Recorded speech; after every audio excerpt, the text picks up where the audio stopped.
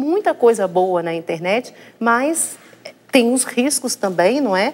Das coisas boas, a gente já sabe que elas existem, por isso nós estamos falando também do risco, não é isso, professor?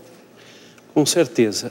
O Papa Bento XVI escreveu uma bela carta, por ocasião, inclusive, do 45º ano da organização e da reunião das comunicações sociais na Igreja. E ele fala realmente dessas oportunidades inéditas que a internet traz para nós, né? A gente vê aqui o site, o portal Canção Nova e tantos outros que contribuem para uma formação integral da pessoa humana e tudo mais. Agora, ele também coloca que há riscos, como tudo aquilo que é produzido pelo ser humano pode ser usado para questões positivas, como pode ser usado para questões negativas. Para isso vai depender do modo como nós nos comportamos diante dessas mídias e de todas essas realidades. É verdade, hoje você tem a oportunidade, né, de falar com uma pessoa fora do país, né, e conversar, que antigamente era muito mais difícil. Hoje você pode falar com quem você, às vezes você está morrendo de saudade, como eu, tenho minha família lá em Belo Horizonte, não é sempre que eu os vejo, mas traz essa aproximação que é totalmente benéfica, mas também tem os seus riscos, e é por isso que nós queremos falar hoje, principalmente com relação às crianças, né, que precisa existir um limite, não é? Não pode deixar a criança aí navegando à vontade, precisa ter limite, precisa ter uma coerência, não é isso, professor Ivan? Com certeza. No fundo, a educação para a internet está inserida na educação da criança.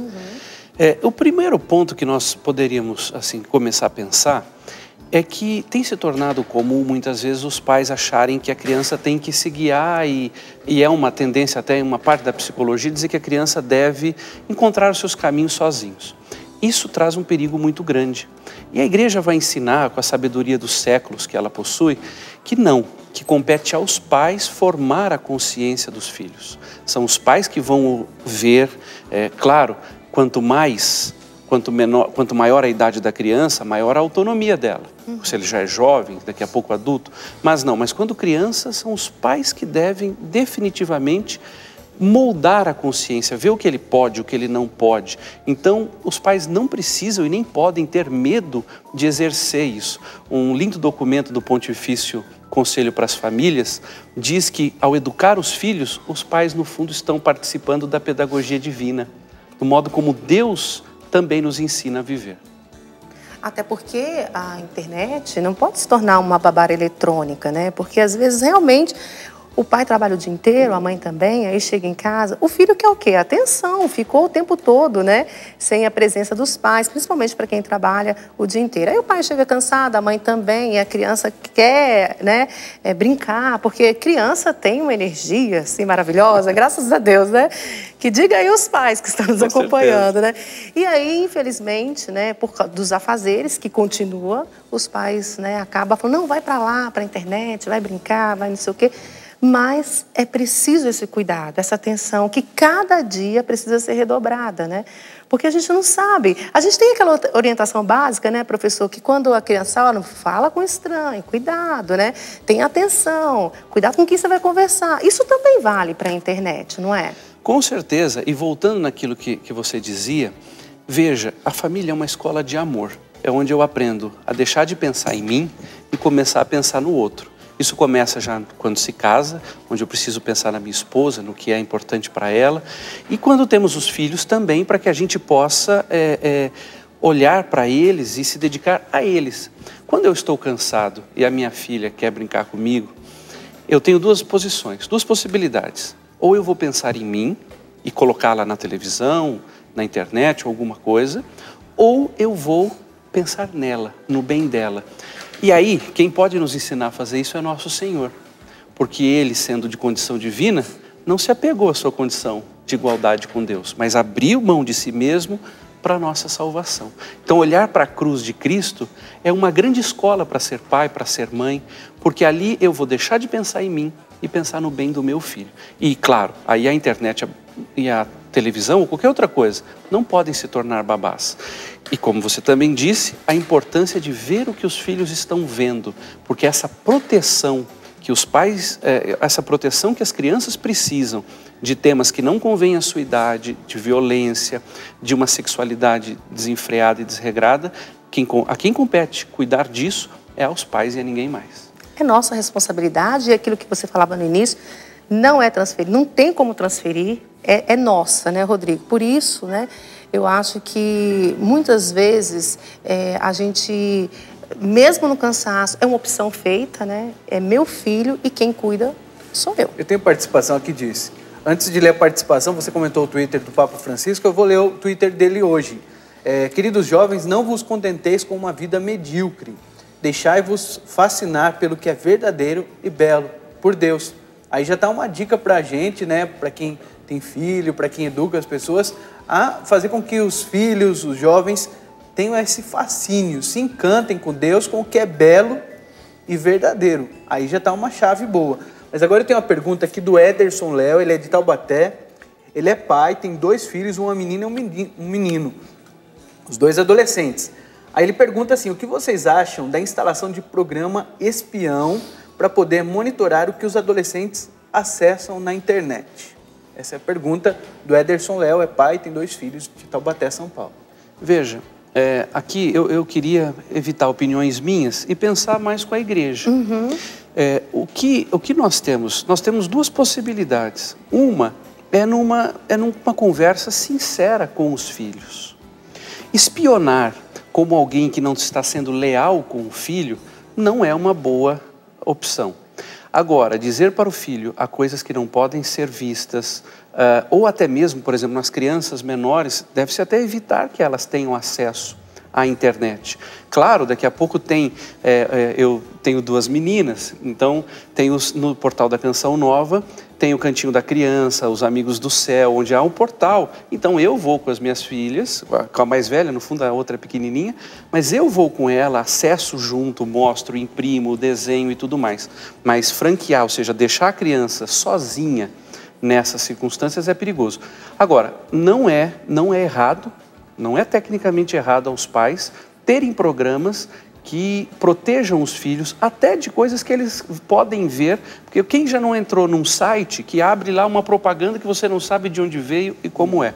Então isso pode ser feito sim, mas sempre na família deve-se buscar um clima também de lealdade, de o filho nunca imaginar que o pai é um inimigo que está ao espionar. Porque já o fato de ser um programa espião já... O nome é ruim, mas vamos dizer assim, tanto que nos Estados Unidos eles chamam, e os católicos recomendam lá, programas de guarda.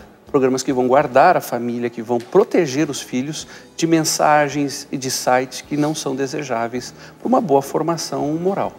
Legal, tá aí uma boa orientação então para o Ederson Léo lá de Taubaté, São Paulo, que enviou para a gente a pergunta dele. E é interessante isso que você fala, criar esse senso crítico, né, na criança e essa responsabilidade, não é? Porque nem sempre nós podemos estar junto protegendo de tudo ou criando guardas e proteções, não é? O ideal seria justamente isso, né? Que nossos filhos tenham um senso crítico e um senso de responsabilidade, isso já vai formando desde pequenininho, não é? Sem dúvida. E isso nasce de uma formação, primeiro que tenha convivência. Todo mundo que vai para uma rede social, a intenção é boa, é uma intenção de ter comunicação. O que nós precisamos pensar, e o Papa Bento XVI fez isso conosco, é a autenticidade dessa comunicação. Porque muitas vezes na internet eu corro o risco, se nós estamos aqui conversando e você me diz alguma coisa da qual eu não gosto, eu vou olhar com um jeito diferente, eu vou me comportar. E que muitas vezes na internet a comunicação fica fragmentada, ou seja, eu não comunico tudo, eu não comunico com o olhar, eu não comunico com os meus gestos. E isso sim pode trazer um prejuízo para a comunicação de quem quer fazer isso, o que atinge aos adolescentes, onde criam-se imagens, até assim, imagens falsas sobre eles mesmos e sobre os outros. A gente percebe que a cada dia mais está criando, né, essa exposição, né, da vida pessoal. A gente vê isso acontecendo nas mídias, em certos programas de televisão, infelizmente, que vai formando essa mentalidade nas pessoas, né, de se exporem completamente e esquecerem dos riscos. Sem dúvida. Ela estava dizendo na reportagem, e eu me lembrei da Imitação de Cristo, aquele pequeno livrinho que dizia o seguinte: caridade nós devemos ter com todos, intimidade com alguns. É fundamental E é uma característica própria, assim, do ser humano. Veja, os animais não têm pudor, os animais não têm o que esconder, porque eles estão ligados aos seus instintos, à sua vida instintiva. O ser humano não. O ser humano é capaz de ser livre, é capaz de ver aquilo que ele deve compartilhar com uns, compartilhar com outros. Isso é fundamental. E aí está, sim, uma educação importante para a internet também. Essa vitrine de superexposição que vai sendo criada pode muitas vezes levar a personalidades narcisistas. O que é o narcisista? Narciso foi aquele mito grego, né, que, olhando para o seu próprio reflexo, se apaixonou por si mesmo e acabou morrendo por causa disso.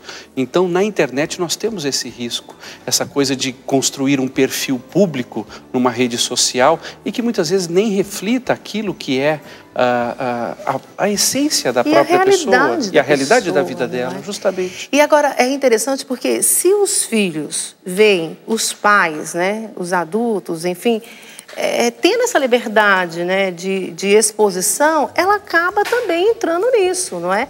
Então, é um risco, porque a criança, às vezes, não é orientada ou, às vezes, não é acompanhada, acabar fazendo a mesma coisa. E como você falou há pouco, às vezes a pessoa está com contato que a gente não sabe quem é, não é? E aí ela vai passando os seus dados, onde estuda, a idade. E que risco é isso, né? Falando com uma pessoa desconhecida? Com certeza. Além do risco, nós temos uma outra questão. Muitas vezes a pessoa vai aprendendo a se comunicar com pessoas que estão extremamente distantes dela, com as quais ela não compartilha a vida, com as quais ela não tem responsabilidades, e ela acaba esquecendo de quem está ali do lado dela, daquelas pessoas com quem realmente ela deveria estar unida, as pessoas em relação às quais ela deveria saber quais são os seus problemas, as suas necessidades.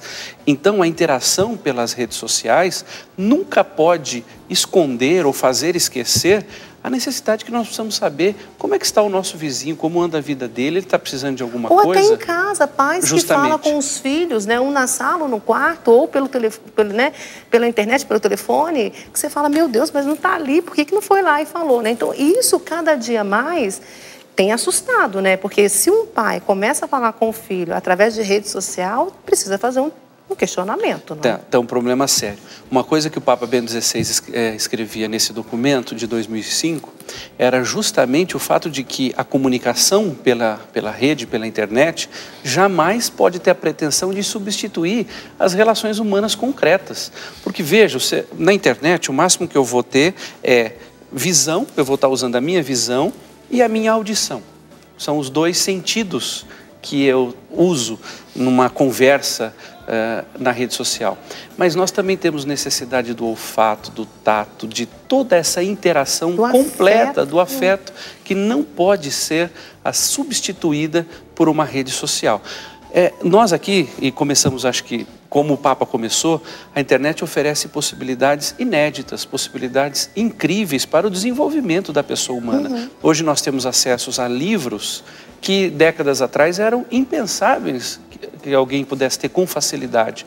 Agora, o que nós temos que pensar, e eu vejo hoje, sou pai, como dizia, de 2 crianças, tenho amigos que têm filhos, o risco que se corre no fundo é o pai achar que ele não tem que dizer isso, que ele vai interromper a evolução do filho, não, é papel do pai estimular o filho naquilo que é positivo e é papel do pai corrigir, limitar o filho naquilo que pode lhe prejudicar.